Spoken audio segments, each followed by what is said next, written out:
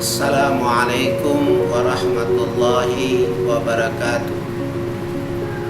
Kami dari Pondok Pesantren Al-Huda selaku pimpinan Pondok Pesantren Al-Huda mengucapkan selamat kepada seluruh masyarakat Gorontalo yang saat ini kita senantiasa menunggu hasil dari perhitungan suara yang dilakukan oleh Komisi Pemilihan Umum.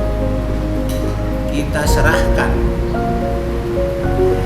perhitungan tersebut kepada Komisi Pemilihan Umum tanpa ada intervensi, tanpa ada tekanan, dan kita yakin bahwa apa yang dilakukan oleh Komisi Pemilihan Umum itu merupakan kepentingan bangsa, masyarakat, rakyat Indonesia secara keseluruhan.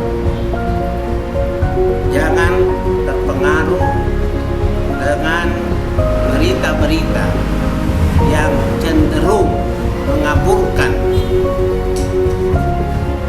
perhitungan itu ke arah yang menyesatkan. Kepada semua pihak kita mengucapkan terima kasih, kepada masyarakat terutama kepada pihak aparat keamanan yang telah berusaha sekuat tenaga mengamankan pesta demokrasi kita sehingga dapat terlaksana dengan baik. Assalamualaikum warahmatullahi wabarakatuh.